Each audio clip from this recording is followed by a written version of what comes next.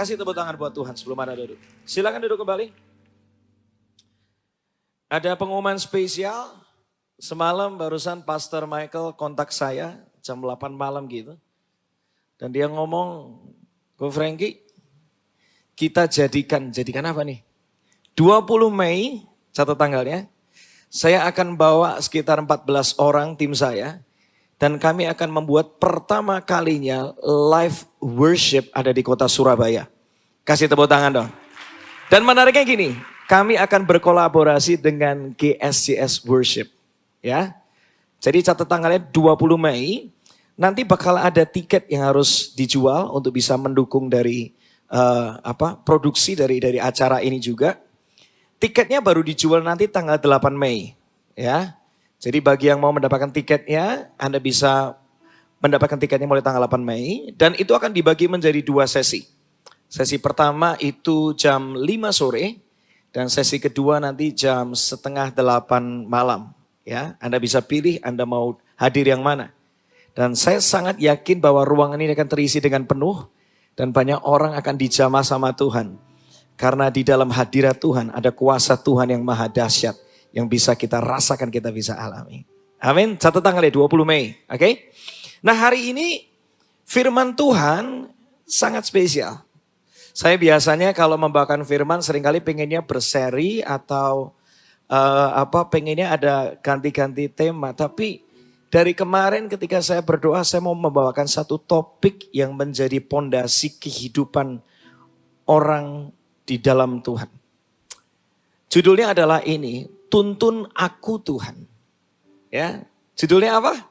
Tuntun aku Tuhan. Sekali lagi katakan bersama-sama, katakan tuntun aku Tuhan. Yes. Di dalam hidup saya belajar ada beberapa fakta kehidupan yang tidak ada satupun orang yang bisa membantahnya. Fakta pertama. Yang kita harapkan, yang kita rencanakan itu belum tentu semuanya bisa terjadi. Benar gak? Dulu saya planningnya mau merit umur 25, jadinya merit umur 33. Dulu pengennya menikah sama orang Jawa Tengah, dapatnya uang Surabaya. Dulu planningnya sekolahnya graphic design. Ya, sekolah pengen graphic design. Waktu itu saya kepengennya sekolahnya musik sebenarnya. Tapi jadinya malah graphic design di kota Surabaya. Lihat, yang dirindukan sama yang kejadian itu seringkali bisa gak sama. Dan disitulah ada ruang namanya ruang kecewa. Karena yang kita harapkan belum tentu bisa terjadi atau Tuhan bisa kasih. Makanya kita butuh tuntunan Tuhan. Supaya apa sih? Ketika yang kita harapkan itu tidak terjadi, kita gak kecewa. Tapi kita bisa mengerti. Pasti Tuhan punya maksud yang lebih besar daripada apapun yang bisa aku pikirkan. Orang yang dituntun sama Tuhan itu bisa melihat apapun yang terjadi, enak gak enak, terjadi belum terjadi, tetap bisa lihatnya itu baik. Karena kita menyembah Tuhan yang baik. Yang kedua, fakta yang kedua adalah ini. Ada hal yang kita susah buat ngerti. Dan kita baru ngerti kalau udah melewati. Dulu ya, saya sempat ngomel sama Tuhan. Tuhan, aku nih kok bisnis kok gagal mulu. Malu gitu loh rasanya. Sampai akhirnya saya masuk menjadi seorang part-timer di sebuah gereja lokal. Awalnya ngomel. Tapi ketika 5 tahun dilewati, di satu titik saya sadar. Kenapa saya harus jadi seorang part-timer? Saya kalau mau memimpin dengan baik, harus mau dipimpin dulu dengan baik. Disitulah kesombongan saya dihancurkan. Disitulah potensi saya baru bisa maksimal, dipercaya ini dan itu. Gara-gara 5 tahun itu, saya bekerja di sebuah gereja lokal. Awalnya gak ngerti, awalnya ngomel. Karena waktu itu Tuhan menuntun. Disinilah tempat di mana engkau akan menemukan panggilanmu dengan kuat. Awalnya ngomel, gak jadi ngomel lagi. Karena menemukan tuntunan Tuhan. Awalnya gak ngerti, tapi ketika melangkah baru ngerti. Ternyata Tuhan punya rencana yang indah. Orang kalau gak dituntun sama Tuhan itu bahaya. Karena apa? Karena kalau kita nggak ngerti, ujungnya kita tuh bisa kesel sendiri. Ujungnya bisa ngomel-ngomel. Tapi kalau orang yang hidupnya dituntun sama Tuhan, selalu dia percaya ada kebaikan di tengah keburukan. Ada sesuatu yang baik di tengah kemasan yang tidak baik. Itulah orang yang dituntun sama Tuhan. Awalnya nggak ngerti. Di satu titik dia akan melihat ke belakang dan dia akan berkata, Tuhan itu baik. Fakta yang ketiga. Dalam kehidupan ini saya belajar bahwa menang hari ini itu nggak menjamin tetap bisa menang masa depan. Menang kemarin itu nggak engkau tetap bisa menjamin engkau tetap menang hari ini. Coba kita lihat beberapa produk yang menarik nih. Ada 3 produk yang saya tampilkan. Ada Sony Walkman, silakan tampilkan. Ada apa? BlackBerry. Ada satu lagi ada apa? Polaroid. Mereka itu adalah produk-produk yang hebat di zamannya, betul nggak? Semua orang waktu itu pakai handphone juga BlackBerry. Menang di satu musim, gak menjamin tetap bisa mendominasi di musim berikutnya. Engkau bisa punya pencapaian hari ini. Engkau bisa punya kemenangan dalam segala hal dalam hidupmu hari ini. Baik dalam pernikahan, baik dalam pekerjaan, pelayanan, apapun juga. Hari ini baik-baik. Besok, belum tentu. Karena setiap hari itu punya pertandingan masing-masing. Saya nggak pernah tahu saya bakal konsletnya kapan. Atau istri saya konsletnya kapan. Anak-anak saya konsletnya kapan. Bisa jadi saya ngambil respon yang salah ketika hal itu terjadi. Saya nggak pernah tahu tekanan apa yang bisa terjadi dalam hidup saya. Saya nggak pernah tahu di musim apa saya bakal kehilangan sesuatu. Saya nggak pernah tahu. Saya nggak pernah tahu. Karena itu saya butuh tuntunan Tuhan. Supaya apa?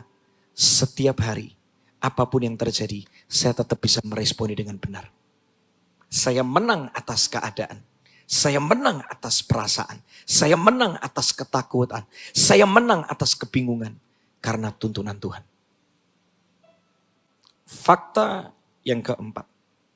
Dalam hidup ini saya belajar bahwa kemenangan yang satu, itu tidak otomatis bisa jamin kemenangan yang lain.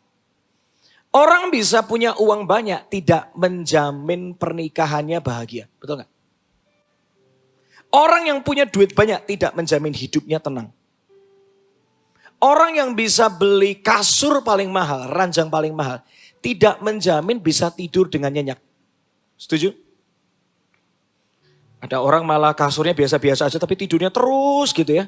Enak gitu. Nggak tahu setengah memang sudah nggak ada pikiran atau memang malas itu kan kadang beda tipis ya kan. Tapi lucu, itulah kehidupan, betul nggak? Menang di satu area nggak otomatis semuanya bisa baik. Duitmu bisa banyak, nggak menjamin anakmu hidupnya bisa benar. Makanya saya mau katakan, kita butuh tuntunan siapa? Tuntunan Tuhan. Supaya apa? Kita nggak cuma bisa menang di satu area. Tapi dalam segala hal yang kita kerjakan, Tuhan juga bisa kasih kita kemenangan di sana. Fakta yang kelima. Definisi sukses di mata Tuhan dan mata dunia itu berbeda. Yesus bagi orang yang hidup di zaman itu, bisa jadi Yesus itu nggak sukses. Karena apa? Hebat ya Yesus ya. Tapi ujungnya lihat tuh. Mati di atas kayu salib. Orang mati kok diomong sukses disalib lagi. Salib pada zaman itu bukan lambang kemenangan. Itu lambang penghinaan. Karena dia melakukan kejahatan. Bukan kemenangan. Itu penghinaan. Bagi kacamata orang di zaman itu, Yesus gak sukses loh. Lihat. Tapi di mata Tuhan, di mata Allah Bapa, Yesus sukses karena apa? Dia menyelesaikan kehendak Tuhan kenapa dia harus terjadi di muka bumi. Untuk mati di atas kayu salib, menebus dosa setiap kita. Sukses. Sukses ukuran dunia dan Tuhan itu beda. Saya mau katakan sukses menurut ukuran Tuhan itu, saya mau katakan itu gak selalu kaya. Saya ngomong apa adanya. Saya harus ngomong apa adanya. Tetapi saya percaya dia akan dicukupkan dalam segala hal. Kalau orang mengerjakan apa yang Tuhan mau, pasti penyediaan Tuhan akan menyertai hidupnya. Saya waktu itu pernah kasih Ilustrasi yang simple. Pendeta saya, gembala saya ngomong kayak gini. Kalau Tuhan yang panggil, Tuhan yang punya mau, Tuhan yang bakal repot. Maksudnya gimana sih? Gini deh. Saya punya temen gitu. Atau saya punya staff deh. Namanya A. Bro, beliin dong nasi goreng. Saya yang punya mau kan. Habis itu, kalau saya yang suruh, duitnya buat beli nasi goreng dari siapa? Dari yang nyuruh, betul kan? Yang harus kasih yang nyuruh. Bro, tahu jalannya enggak? Pak, saya enggak tahu jalannya, itu lewat mana sih kalau beli nasi goreng itu? Kalau orang enggak tahu jalannya, yang harus kasih tahu jalannya siapa? Yang nyuruh. Kalau dia enggak punya kendaraan untuk bisa sampai ke tempat beli nasi goreng, yang harusnya siapkan kendaraan siapa? Yang suruh. Makanya saya ngomong, kalau Tuhan yang suruh, Tuhan yang tuntun, Tuhan akan sediakan yang kamu perlukan. Gak usah takut sama hari esok. Amin. Saya hidup hari ini benar-benar menikmati setiap tuntunan Tuhan. Karena saya yakin di balik tuntunan Tuhan itu selalu ada penyediaan dari Tuhan. Amsal 29 ayat 18 mengatakan, bangsa yang tidak mendapatkan bimbingan dari Tuhan akan menjadi apa? Bangsa yang penuh kekacauan. Orang tuh kalau hidupnya gak dituntun, gak bisa nangkep tuntunan Tuhan dalam hidupnya. Harus kemana? Harus memutuskan apa? Itu bisa kacau. Sesuatu yang baik itu bisa hilang cuma dalam 1 hari. Anda jangan lupa ini. Makanya saya ngomong setiap hari kita tuh butuh tuntunan Tuhan. Bukan cuma hari Minggu doang. Setiap hari kita butuh tuntunan Tuhan. Urusan kasih nama aja bisa kacau. Ya, biar gak stres semuanya saya kasih ini. Tiap kali saya lihat ini pengennya ketawa mulu. Coba lihat. Next slide. Ada orang bisa kasih nama anak itu jas hujan. Itu gimana saya gak ngerti. Ada orang bisa kasih nama anaknya itu apa? Anti tendraf. Anti ketumbe katanya. Saya gak tahu dia manggilnya gimana anaknya itu. Ada lagi yang dikasih nama bawahnya siapa? Satria Baja Hitam. Itu mungkin kerinduan bapaknya gak kesampaian dikasih nama anaknya Satria Baja Hitam. Itu belum seberapa. Lihat slide berikutnya. Namanya siapa? Tuhan namanya. Ini di KTP loh beneran. Kasih nama anak aja butuh tuntunan Tuhan. Betul gak? Setuju? Yang udah punya anak? Kita mau kasih sesuatu, pilihan kehidupan. Semuanya saya mau katakan butuh tuntunan Tuhan. Tanpa tuntunan Tuhan, kita kacau. Mazmur 32 ayat 8 mengatakan, kata Tuhan. Tuhan lagi bicara buat setiap jemaat GSCS. Offline maupun online. Dengar ini. Aku akan menunjukkan. Dengar hati Bapakmu di surga. Bapak akan tunjukkan. Jalan yang harus kau tempuh. Gak usah takut. Engkau akan kubimbing. Dan apa? Ku nasihati. Itu loh hati Bapakmu di surga. Tuhan gak mau Anda tersesat. Tuhan mau tuntun supaya hidupmu punya hidup yang terbaik, yang terindah. Pernikahanmu bahagia, anak-anakmu bahagia, pekerjaanmu diberkati Tuhan. Itulah hatinya Bapak di surga. Hati Tuhan kepingin membimbing Anda. Nah Tuhan tuh seringkali membimbing lewat apa sih? Pertama saya belajar, itu melalui firman dan lagu yang diingatkan. Pernah gak lagi di jalan, pulang dari kantor, tiba-tiba kok inget lagu ya? Gak gimana-gimana, tiba-tiba ada lagu yang tiba-tiba inget gitu aja. Saya mau katakan Tuhan lagi bicara sama hidup Anda. Bisa jadi itu perlu engkau ucapkan, supaya engkau punya kekuatan dan ucapan syukur. Di balik musim yang kau gak pernah tahu, setelah itu akan terjadi apa. Saya tiap kali kalau ada lagu lagi saya tiba-tiba kayak diingatkan gitu, saya langsung nyanyikan. Ya kalau lagi sibuk kerja paling enggak saya bisa bersenandung dengan sederhana. Tapi saya memperkatakan, aku enggak tahu maksud Tuhan apa. Tapi aku mau memperkatakannya. Pasti Tuhan bicara di sana. Pernah gak kita lagi beraktivitas tiba-tiba ada firman yang tiba-tiba tuh diingatkan. Itulah tuntunan Tuhan. Firman itu akan menguatkanmu dan akan menyembuhkan Anda. Tuntunan Tuhan berikutnya bisa berupa hikmat dan cara pandang yang baru yang dinyatakan. Suatu kali saya kebingungan harus launching album dengan cara seperti apa karena biaya produksi juga mahal. Sampai singkat cerita malam-malam ada lihat orang di sosial media, itu dia lelang ikan cupang. Saya nggak tahu kenapa tiba-tiba ketika nonton itu kok seru banget ya. Dan saya mulai mikir, rasanya kalau launching album rohani dengan sistem lelang ini baru menjadi yang pertama ya. Saya akhirnya kumpulin teman-teman, tanya pendapat sama mereka, kumpulkan tim. Mungkin nggak kita melakukan ini? Karena kalau jualan dengan angka yang banyak sekarang tuh nggak gampang. Mendingan kita jual dikit, kita lelang, siapa tahu angka penjualannya bagus, bisa menutup kita punya biaya produksi album. Karena kan bikin album itu kan ada biayanya. Nggak mungkin saya pergi ke studio rekaman habis itu minta, Pak saya mau rekaman di sini. Ya harganya segini, Pak tolonglah Pak, ini kan buat Tuhan. Loh iya tapi saya juga buat makan, kan nggak bisa ketemu akhirnya. Butuh biaya, itu namanya cetak cover juga butuh biaya, betul kan? Kita harus tutup biaya produksi. Singkat cerita, dengan persiapan yang sebaik mungkin yang kita bisa lakukan. 3 hari kami bikin lelang album. Hari pertama, wih semangat saya luar biasa. 5 menit pertama semangatnya luar biasa. Habis itu mulai deg-degan. Karena waktu 5 menit ditawarkan gak ada yang beli. Nawar aja gak ada. Saya tuh jualannya apa sih? Sweater gitu. Sweater digabung sama album. Waktu itu mental pasar atom saya sudah keluar semua. Beneran. Beneran saya berubah jadi taci-taci pasar atom. Itu yang saya lakukan. Serius. Anda akan kaget kalau lihat saya hari itu beneran.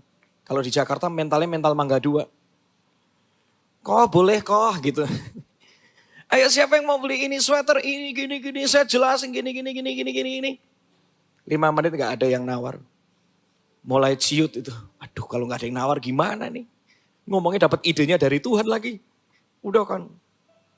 Menit ke-6 mulai ada yang nawar. Naik dikit. Singkat cerita. Itu sweater pertama. Terjual harganya 3,1 juta. Gak masuk akal. Saya mulai kaget. Kok bisa ya? Udah jualan produk berikutnya. Sampai terakhir itu gitar saya jual. Saya lelang. Karena untuk biaya produksi, gak masuk akal. Siapa yang mau beli gitar 20 juta? Itu sudah dilelang sampai menit-menit terakhir tetap gak ada yang ngasih angka sama sekali. Waduh kalau gak laku gimana nih? 1 detik sebelum lelang itu ditutup, tiba-tiba ada yang orang nawar langsung dar 30 juta. Hari itu gitarnya laku 30 juta, gak masuk akal. Bisa nutup biaya produksi. Tuhan itu luar biasa cara-caranya. Amin. Tuhan itu kreatif. Kalau Anda ngerti tentang pribadi Tuhan pertama kali diperkenalkan. Dia tuh kreator, pencipta. Orang kalau namanya kreator punya sifat namanya kreatif. Dan Alkitab mengatakan kalau Tuhan itu kreatif kita diciptakan itu serupa dan segambar dengan dia. Artinya kita bisa juga kreatif kalau kita mendapatkan tuntunan Tuhan. Amin. Tuhan bisa menuntun melalui hikmat dan cara pandang yang baru. Kreativitas yang begitu indah. Yang tiba-tiba Tuhan nyatakan di hidupmu. Tuhan bisa menuntun melalui apa? Nama-nama nurani yang berbicara. Pernah gak dalam musim hidupmu? Tiba-tiba hati ini ada yang ngomong gitu. Dah jangan lakukan itu. Jangan lakukan itu lagi. Stop. Jangan mabuk-mabukan lagi. Jangan stop. Jangan bohong lagi. Jangan curi lagi. Stop itu. Saya percaya banyak dari Anda ada satu pesan di hatimu ketika nuranimu berbicara. Dan itulah tuntunan Tuhan di sana. Kalau Tuhan kasih namanya alarm. Itu karena apa? Karena dia mengasihimu. Karena dia mau yang di depan yang terbaik terjadi di hidupmu. Itulah tuntunan Tuhan. Tuntunan Tuhan juga bisa berupa nama-nama yang Tuhan ingatkan. Pernah gak kira-kira Anda lagi beraktivitas, tiba-tiba diingetin kok aku inget temanku yang udah lama banget gak aku kontak sih. Kenapa ya dia ya? Akhirnya kita kontak dia. Ternyata dia butuh bantuan kita. Tuh lihat. Tuhan tuh luar biasa banget. Dia bisa ingatkan nama-nama yang tidak pernah kita pikirkan. Untuk kita bisa connect. Untuk kita bisa belajar. Untuk kita bisa hubungi. Untuk kita bisa doakan. Untuk kita bisa berkati. Saya seringkali setiap pagi tuh ya, setelah selesai doa. Tiba-tiba kayak diingetin nama. Aku mau kontak deh orang ini deh. Apa yang bisa dikerjakan bareng ya? Atau apa ya? Gak tau kenapa tiba-tiba kayak keluar gitu aja. Tuntunan Tuhan itu seru setiap hari. Hidup kita bisa berbuah itu setiap hari. Berikutnya, Tuhan menuntun itu juga bisa melalui pintu yang terbuka maupun yang tertutup. Tuhan bisa menuntun melalui mimpi, penglihatan atau suara yang kita dengar secara audible. Pertanyaannya gini, bagaimana saya bisa mendapatkan tuntunan Tuhan? Karena tuntunan Tuhan itu aku perlukan banget nih. Alkitab tadi mengatakan jelas kalau kita nggak dituntun, hidup kita bisa kacau. Catat ini yang pertama. Kalau engkau pengen menerima tuntunan Tuhan dalam hidupmu. Yang pertama, carilah dengan sungguh-sungguh. Cari dengan sungguh-sungguh. 2 Petrus 1 ayat 10 dikatakan, karena itu saudara-saudaraku, berusahalah sungguh-sungguh. Supaya panggilan dan pilihanmu makin teguh. Yeremia 29, 13-14. Apabila kamu mencari aku, kamu akan menemukan aku. Apabila kamu menanyakan aku dengan segenap hati, bukan setengah hati, bukan asal-asalan. Apabila kamu nanya sama aku Tuhan dengan segenap hati, maka aku akan memberi kamu menemukan aku. Demikianlah firman Tuhan. 2013 saya mau pindah ke Jakarta itu takutnya setengah mati. Saya nggak berani ambil keputusan karena itu keputusan yang besar. Dan saya tahu kota itu bukan kota yang gampang. Saya harus rasanya kembali lagi ke titik nol, harus memulai sesuatu yang baru. Saya nggak tahu apakah saya kuat, apakah saya sanggup, apakah benar Tuhan suruh saya ke sana. Karena kalau bukan Tuhan yang membimbing, kacau nanti. Sampai kira-kira bulan Desember 2013 waktu itu. Saya ketemu sama pemimpin saya di gereja. Saya panggil dia Koko. Saya sama istri dapat, kalau Tuhan tuntun kami untuk kami bisa pindah ke kota Jakarta, membangun ini dan itu dan segala macam. What do you think? Dan dia ngomong kayak gini, Ki, aku ini kan dulu asalnya dari Jakarta. Aku aja orang Jakarta, pindah ke Surabaya dan lihat hari ini lebih baik. Kamu ngapain mau ke Jakarta? Udah hitung belum biaya tolnya berapa? Udah hitung belum biaya hidupnya gimana? Udah wah. Singkat cerita pertemuan hari itu dia berkata, udahlah di sini aja. Gak usah pindah ke sana sini, sudah sini aja. Ngomong ke orang tua juga sama, lampu merah semua. Tapi hati ini gak bisa nahan. Ini kok Tuhan kasih visi ya? Kok ada lagi yang diingatkan visi ini? Saya ketemu lagi dengan gembala saya. Dan dia ngomong, Ki, kalau kamu memang benar-benar dapat dari Tuhan, cari wajah Tuhan. Maksudnya gimana kok? Kamu minggu ini segera berangkat ke Bukit Doa di Prigen sana. Doa di sana. Kamu sama istri. Nginep kayak semalam kayak. Cari Tuhan benar-benar berdoa. Aku percaya Tuhan akan kasih tuntunannya buat kamu. Saya gak pernah lakukan itu sebelumnya. Biasanya kalau berangkat ke Bukit Doa, itu karena ada retreat. Bukan karena dengan sengaja, kepingin cuma mau mendengar yang Tuhan mau. Udah singkat cerita sama istri berangkat ke sana. Berjam-jam kami berdoa. Nyembah Tuhan, nangis Tuhan yang Tuhan mau apa. Hari pertama, ketika kami berangkat berdoa, gak dapat sesuatu yang terlalu clear. Cuma saya merasakan waktu itu hati saya tenang gitu aja. Besok paginya ketika sudah mau pulang kembali ke kota Surabaya. Saya baca firman. Saya tiba-tiba diingatkan kisah tentang Abraham. Abram, nama aslinya kan Abram. Dia harus keluar dari Terah. Ya, dia harus pindah ke tempat yang lain. Karena Tuhan mau mengubah dari Abram jadi Abraham. Dan rencana Tuhan disingkapkan dengan gini. Saya baca firman itu saya nangis gitu. Satu sisi nangis, satu sisi bersuka cita karena mulai menemukan titik terang di sana. Oh, aku tahu Tuhan mau bekerja di sini nih. Udah. Pulang kembali ngomong lagi sama pemimpin. Singkat cerita dia cuma ngomong, ya udah, kamu uji. Kalau kamu memang memantap apa yang kamu dapat, berangkat. Gak usah takut, Tuhan menyertaimu. Tapi saya gak berhenti di sana. Saya tanya sama Tuhan, Tuhan, aku kok masih, ya mantep tapi aku mau sungguh-sungguh lagi. Saya berdoa, orang tua saya harus berkati saya. Kalau memang ini Tuhan suruh. Akhirnya saya ketemu orang tua saya. Saya ngomong, papi mami, kita ini mau pindah ke Jakarta. Papi mami saya kaget banget. Mau ngapain? Tuhan tuntun kami untuk kami bisa suatu kali membangun sebuah worship school ada di sana. Yang sekalipun gak tahu cara bangunnya gimana. Cuma saya rindu bisa memuridkan banyak orang melalui pelayanan saya ke depan.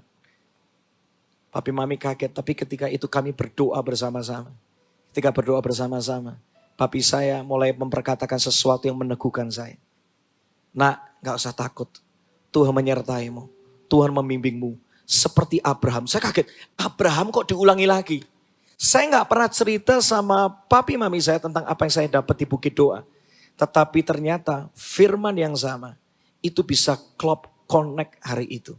Semenjak hari itu saya baru berani melangkah mempersiapkan diri untuk pindah ke kota yang baru. Kalau engkau pengen mendapatkan tuntunan Tuhan, berusahalah sungguh-sungguh. Puasa kayak gitu loh. Cari Tuhan sungguh-sungguh.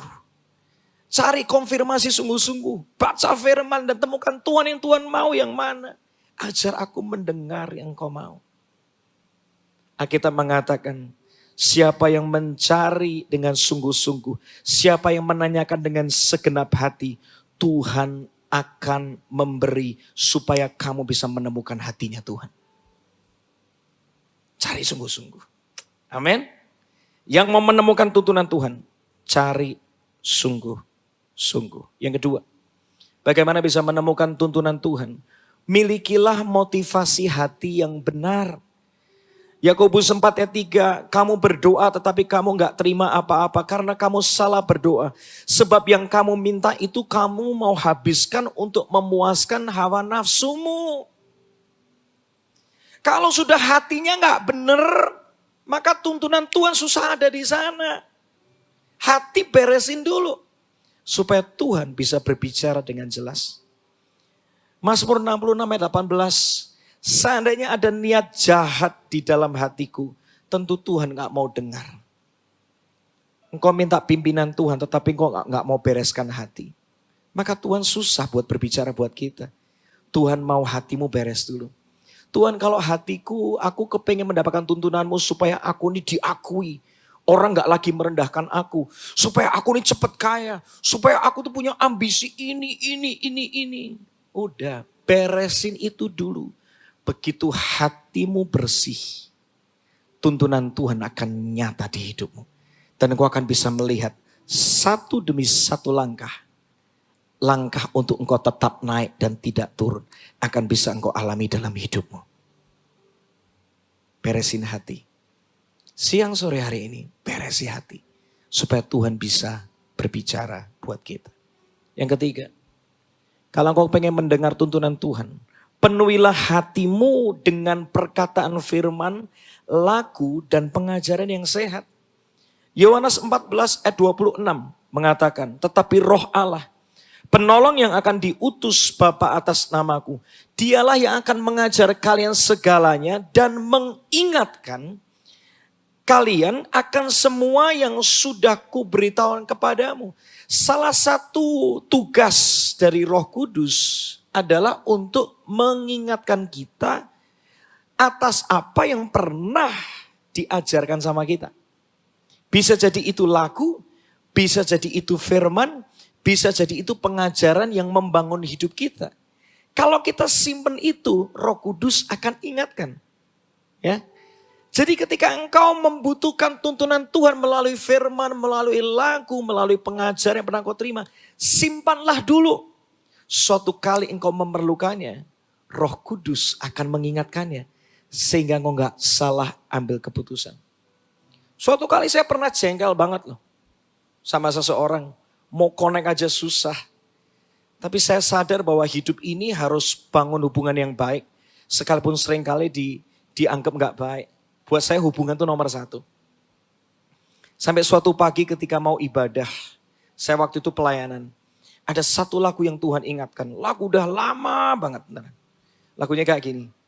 Yesus, kaulah pembelaku. Pada siapa aku harus takut. Tahu lagu ini? Yang tahu nyanyi bareng-bareng ya. Yesus, kau perlindunganku. Ku tak gentar menghadapi musuh. Chorusnya ya. Sekarang tegaklah kepalaku, hadapi lawanku yang berada di sekelilingku. Dan mulutku memuji, bermazmur bagimu, bersorak bagi kebesaranmu. Lagu itu diingatkan sama Tuhan pagi hari itu. Saya sambil di pojok dari sebuah ruangan, saya nangis loh. Tuhan, kok aku ini dibentuk macam-macam ya. Gak enak nih hatiku, tapi engkau pembela aku. Habis selesai nyanyi lagu itu, saya tuh lagi mau keluar, mau ke kamar, mau ke toilet gitu ceritanya. Tiba-tiba bisa ketemu orang yang saya butuh untuk bangun hubungan yang lebih baik. Dan hari itu gak tahu gimana, saya susah temuin dia. Dia malah ngajak ketemuan saya. Singkat cerita hubungannya akan jadi baik. Lihat, melalui sebuah lagu yang tidak pernah terpikirkan yang Tuhan ingatkan. Ternyata ada sesuatu yang Tuhan kerjakan di balik itu. Simpan. Simpan lagu. Simpan firman. Simpanlah pengajaran yang sehat. Yang keempat. Bagaimana bisa mendapatkan tuntunan Tuhan? Taatlah ketika nuranimu sudah berbicara. 1 Timotius 1 ayat 19, beberapa orang telah menolak nuraninya yang murni itu. Dan karena itu kandaslah iman mereka. Ketika nurani sudah berbicara, jangan dilawan terus, jangan diterabas terus. Lama-lama pesan Tuhan susah kita dengar. Nuranimu ketika berbicara, jangan ini, jangan itu. Sudah, taat dulu. Engkau aman. Dan Tuhan akan nyatakan hal berikutnya yang perlu engkau lakukan. Jangan balas, udah jangan balas. Percaya ketika engkau taat dengan apa kata nuranimu. Tuhan akan tuntun engkau di langkah-langkah berikutnya yang kau butuhkan. Yang terakhir, saya minta tim praise worship bisa maju.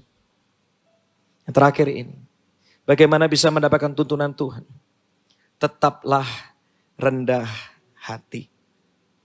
Kita mengatakan Mazmur 25 ayat 9. Tuhan membimbing orang yang rendah hati dan mengajar mereka kehendaknya. Orang yang rendah hati itu yang gimana sih? Yang gak merasa lebih baik dari orang lain. Yang gak merasa lebih hebat. Biasa aja karena tahu semuanya anugerah Tuhan. Orang yang rendah hati itu masih mau belajar, masih mau dibentuk. Yang kalau salah gak gengsi buat minta maaf. Yang suka membantu orang lain, itu orang rendah hati. Karena kalau orang sombong, dia gak pernah mau bantu orang. Dia kepengennya apa-apa, pokoknya aku, dan aku. Orang yang rendah hati adalah orang yang mengandalkan Tuhan setiap hari. Orang sombong ya, kalau bangun pagi gak mungkin cari Tuhan. Tapi kalau orang rendah hati, ketika bangun pagi, dia bersyukur sama Tuhan. Dia berterima kasih, dia memuji Tuhan. Dan dia sadar, sepandai-pandainya aku, seberapa banyak pengalamanku, tanpa Tuhan besertaku, aku gak bisa melalui hari ini. Dia minta tuntunan Tuhan. Gak kaget, orang yang rendah hati akan dituntun sama Tuhan. Sore hari ini, Tuhan berbicara kuat bagi banyak setiap Anda. Tanpa tuntunan Tuhan, kita kacau. Tanpa tuntunan Tuhan, kita nggak bisa mendapatkan yang sesuai dengan kehendaknya Tuhan. Padahal kita hidup diciptakan untuk menyelesaikan yang Tuhan mau. Mari kita berdiri bersama-sama. Saya minta tim Praise and Worship bisa menyanyikan tadi lagu Waktu Yang Tepat.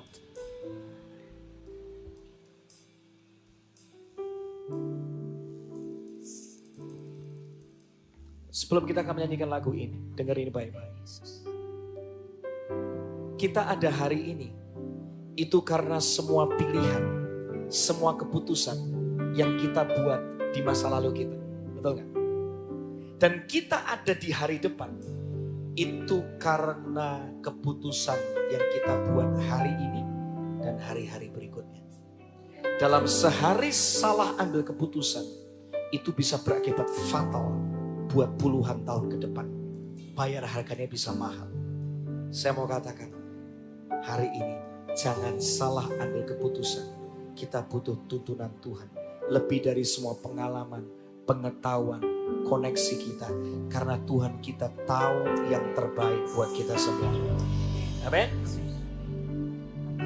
Minta sama Tuhan. Ambil waktu untuk nyembah Tuhan. Silakan.